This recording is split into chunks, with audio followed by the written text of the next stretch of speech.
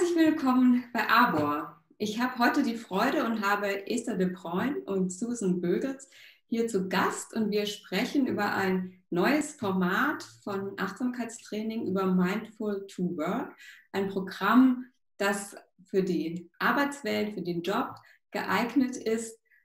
Hello Esther, hello Susan, I'm so glad we are here together today and can have this talk about mindful2work.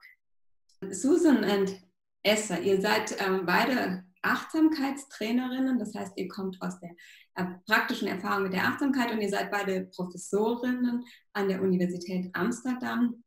Das heißt, ihr bringt eine große Erfahrung mit Achtsamkeitstraining, aber auch natürlich sehr viel Kompetenz und Wissen in Psychologie und akademischer Forschung und habt nun mindful2work entwickelt. Und könnt ihr ein bisschen was sagen zu wie diese Idee entstanden ist oder was die Intention dieses Trainings war? Yeah, so thank you. I think one of the original intentions is the integration of three different elements. So we focus on employees with work-related stress complaints, either in the body or in the mind or both. We approach it from a body and mind perspective, and we combined physical movement because of the effectiveness of, for instance, running therapy for depression or other physical activity for stress symptoms. So that's one part. And the same goes for yoga. We know yoga is effective to reduce stress complaints in the body and the mind. And we know the same about meditation as well. And in this program, we actually integrate the three, so to approach a bit more of the bodily symptoms as well, the somatic stress, instead of meditating only. So I'd say the key word is the integration or the combination of three effective elements. Okay.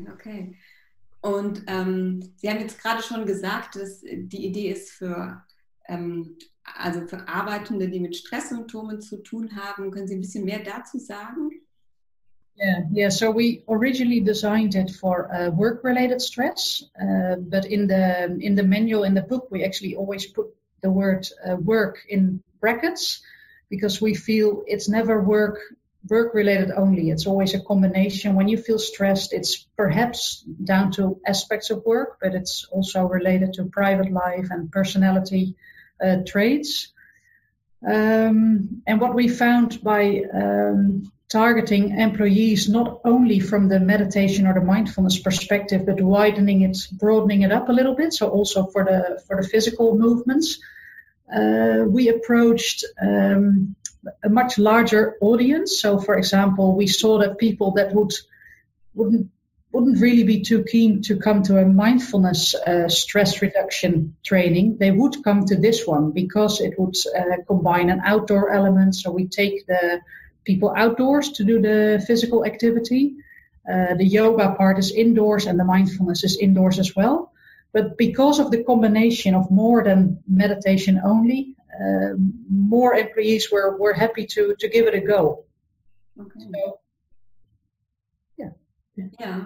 Maybe to add two things. The reason why we started this was that we were both doing a lot of mindfulness research here at the University of Amsterdam. And then at some point, people from the university came to us and said, listen, you're doing all this mindfulness research, but we have a lot of people with burnout complaints here as employees at the University of Amsterdam and at a medical hospital. And some of these burnouts were also related to physical injuries, for example, during the work. So the combination of that we were asked by the medical doctors of the university and the big hospital here in Amsterdam, the academic hospital, to deliver a program for them to help employees from university and the hospital with different work-related complaints, also helped us to think of this combination of these three elements. Yeah, and I just realized one more thing now, that before we actually developed the mindful2work program, we had a trial before that, which aimed at reducing stress in our students, also from the University of Amsterdam. And the experiment was actually an RCT, a randomized controlled trial, where we randomized students. Half of them took daily physical activity, so any exercise in the park, basically similar to the mindful2work element. And the other half was randomized to daily meditations for a period of 6 weeks, basically because we wanted to test our own hypothesis, like how effective is outdoor physical activity for stress reduction in comparison to mindfulness, because we knew mindfulness is effective for these kind of issues. And it turned out in this trial that they were both as effective as one another. So they both reduced symptoms of anxiety, of stress, depression, and both interventions made the participants more mindful, actually, as well. So that was an interesting fact. And after that trial, we were sure we wanted to combine the two elements in one. Yeah. So we start with the physical outdoor movement for a reason, and not the other way around. We felt like at the start of a training, people, they arrive stressed and hectic, out of their minds, out of their bodies. So we take them outside in silence. This is an important part. So all the like boot camp related exercises like jumping jacks or squats or running a bit, they're all in silence. And after that, we take them inside, still in silence, to carry on with the flow of yoga movements. And only after that, when the mindfulness exercises start, people actually start to speak. But what participants say afterwards, that this order of the flow of elements is really important, to start outside and to literally go within. So I literally say we go from outside our mind, our body, inside. And it's the same outside in nature, with the air, with the rain, whatever, with the trees, to go inside. So they really describe it as a flow, like sometimes they use the symbol of a funnel, the symbol of a funnel. So start wide, outside, and narrow down, and in the end sit and meditate. So we wouldn't reverse the order. No. Okay. And one last thing to add to that is that contact with nature can be a true healing element in any process of overcoming burnout or stress-related complaints. And by doing this physical movement outside in a bit of a natural environment, which can be just a very small park next to a series of high buildings, but to integrate a little bit of nature with the activity, with the physical activity, we also feel is a helpful element in the training. Ja, klingt sehr überzeugend. Und dann gibt es neben dieser Bewegung auch das Yoga, das habt ihr jetzt auch schon erwähnt. Ist es eine bestimmte Art von Yoga, bestimmte Yoga-Richtung, die ihr bewusst ausgewählt habt? Yeah, so it's the Hatha restorative yoga, and basically focusing on 3 parts of the body: the shoulders and the neck, the lower back, or the back and the hip region, because they are known to be areas where we hold stress. Okay. And the form of yoga is slow, not frenetic, not high pace. It's the restorative, calm part. Because, well, that's what we want to do with the participants, to restore them, and because it follows on from the relatively active movements outdoors. So when they're outside, the heart rate goes up and the heartbeat goes up, and then with the yoga, it's more the calm, restorative part. So we have 3 series of the yoga exercises, and we rotate them. So ABC and then ABC again for the last 3 sessions. Okay. Und dann als drittes die Mindfulness, also die Achtsamkeit als Element. Welche Übungen habt ihr davon ausgewählt jetzt für mindful2work? So in the mindfulness are just the standard elements of any MBSR or MBCT training. So it's the sitting meditation with the breath and body, the walking meditation, the body scan, of course, choiceless awareness meditation. So it's the whole series of normal meditations that people go through. The difference is that the inquiry, because that's really very important in any mindfulness training, that the inquiry is focused on the kind of complaints people come with, so burnout related, stress related issues, and what they experience in the meditation in terms of, for example, mind wandering, how that affects their stress or depression or whatever they're sitting with. Okay. Ja.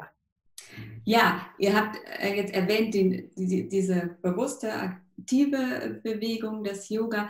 Ist es notwendig, dass die Teilnehmer sehr sportlich sind oder auch schon Erfahrung haben mit Yoga?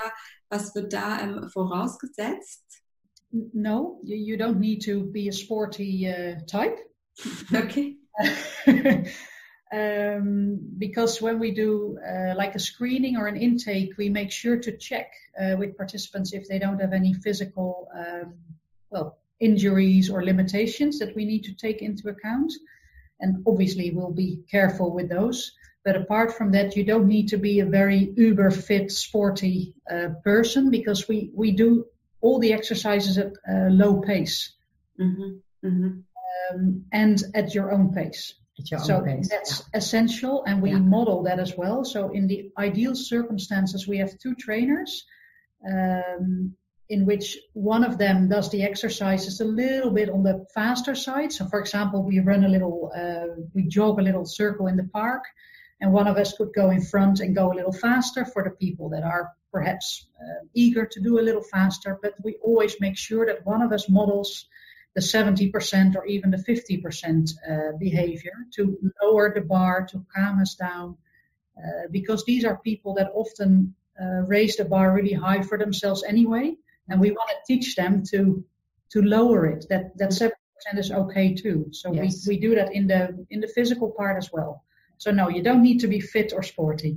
Okay. And I think what we see if we look at the participants is some of the participants, for example, Esther is a very sporty type. They come in very, very sporty, and they've often kind of over exercise their bodies. And so for them, sport will mean to really feel the body and really feel when they're tired and when they need to stop. Whereas for people who have neglected their bodies, as I did when we started with this program, the sport part will actually help them get greater confidence in their body and reuse parts of the body that have been neglected, that have lost the confidence in their bodies. Und wie läuft so ein Mindful2work Training ab? Ihr habt jetzt schon gesagt, der Ablauf ist immer gleich, aber könnt ihr noch was zu den Settings sagen, zu dem Format des Kurses? Yeah, so the way we set it up is 6 sessions weekly in the ideal circumstances, and then a booster or a follow-up session 6 weeks after. So that's the 7th session. It's a group training in group format, and we usually work with a minimum of 6 to 8 people, but it can be up to 12, 14. And sometimes then we have 2 trainers, and the training can be provided in company as well, or out company, but it's possible to do it with employees during work hours if there's the right setting for it. It's always 2 hours. The first rough half an hour is outdoors, then about half an hour yoga, and about 1 hour mindfulness meditation.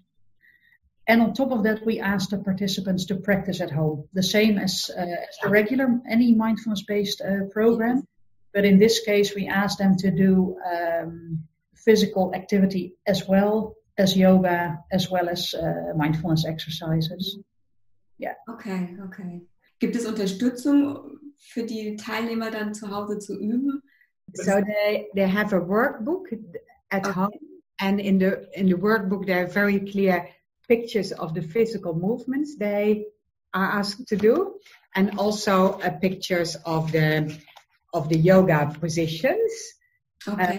So there is text and pictures, and for the mindfulness meditations, there is audio guidance. Wonderful, yes. Ja, super. Welche Rolle spielt denn die Vermittlung von Wissen und Hintergrundwissen über Stress und die Ursache von Stress und auch wie man Stress reduzieren kann? Yes, in the workbook and in the training there is some psychoeducation about stress-related physical and psychic complaints and how to relate to them.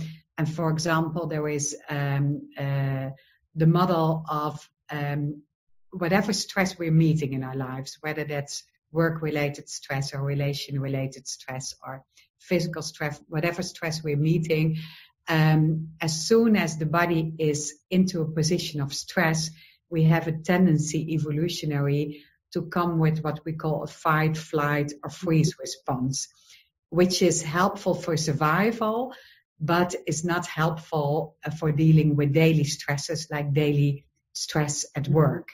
And so we look with participants at this very fast fight, flight, or freeze response, how helpful that is to deal with work-related stress, and use mindfulness to bring a pause between the stress that is facing you and your response to the stress. Mhm. Ja, ihr seid ja auch neben der Tätigkeit als Achtsamkeitstrainerin auch Professorin und habt auch zu mindful2work schon geforscht und auch veröffentlicht. Was sind denn die Studienergebnisse oder was lässt sich schon wissenschaftlich belegen, wie wirkungsvoll mindful2work ist? So since we developed the program, we've been studying the effects, as you say, because we also have the academic background, and we really want to make sure this is an evidence-based program, or at least find out about the effects. Mm-hmm. And what we found so far is in over 100 participants that right after the mindful2work training, all the somatic as well as the mental symptoms of stress significantly reduce. So, for example, anxiety, depression, bodily issues like neck complaints or arm complaints. People sleep better. They feel they concentrate better, and perhaps more from an employer's perspective. People also feel happier in their work. So they report themselves that they are more mentally as well as physically able to carry on with their work again, or to return to work. Mm-hmm. We measured something like the return to work index to see if they actually worked more again or went back up to their original working hours. So all of these things improve significantly. And the latest study we've done is that we also look at the effects 1 year later. So the training is 6 weeks, but we want to know what happens a year later. So all these effects are still present 1 year later, large effects. Yeah. So, and we don't know exactly how much people still practice in their own time because we don't monitor them on a weekly basis. But either way, they report that 1 year later, the stress is still significantly reduced. They still feel significantly happier at work, and their workability is still significantly improved. So it seems the effects are long-lasting. Wow, ja, das hört sich toll an und sehr, sehr vielversprechend. Großartig. Was sagen die Teilnehmer selbst? Also gibt es da einige Berichte oder Aussagen, was die Teilnehmer ganz oft berichten nach diesem Kurs? I'm just going to have a little sneak preview in our book, because they're all in there. So people, when we ask them, so the research I just reported was basically filling out questionnaires, quantitative measures, but we also asked the people themselves, how did it help you? And then they say things like, I've learned to slow down to pause moments in my life, or I've become more aware of my own limits, aware of how I feel at work, or a lot of people also say they feel more acceptance to their body, to their mind, to how they deal with work stress. Yeah, and perhaps also an important one is they report they're better able to let go of work stress. So some of them literally say, I'm now better able to leave work at work. If there's stress at work, which there will always be, I'm now better able to take a little distance or relate differently to the stress at work. Those kind of things. Yeah, great. Eine Frage noch, dieses Training klingt sehr vielversprechend. Was ist denn die Voraussetzung, um selbst Mindful2work unterrichten zu können? Und gibt es dafür eine Ausbildung oder ein Training, wo man darauf vorbereitet werden kann? So we've now given our first teacher training in the Netherlands in Mindful2work. And in May, there will be the first teacher training in Germany to become a Mindful2work teacher, and another one in September this year. And basically this training will last for 5 days and is open to all mindfulness teachers and all professionals who have a basic understanding of sport or movement, a basic understanding of yoga, and already a basic understanding of mindfulness, for example, because they've already done one mindfulness course for themselves, and then they can apply to become a Mindful2work teacher trainer. Ja, das klingt toll. Das klingt toll. Also mehr Ruhe, mehr Abstand zu dem Stress der Arbeit, mehr Abstand überhaupt zur Arbeit, loslassen können. Das, ja, wunderbare Ergebnisse und auch ein schönes Ende unseres Gesprächs mit dieser Aussicht. Ganz, ganz herzlichen Dank für dieses Gespräch und auch für die Arbeit, Mindful2work zu entwickeln. Und wir sind sehr froh bei arbeitet, dass es Mindful2work dann auch demnächst in Deutschland gibt und dass es hier angeboten wird. Herzlichen Dank. Thank you very much for your time and preparation.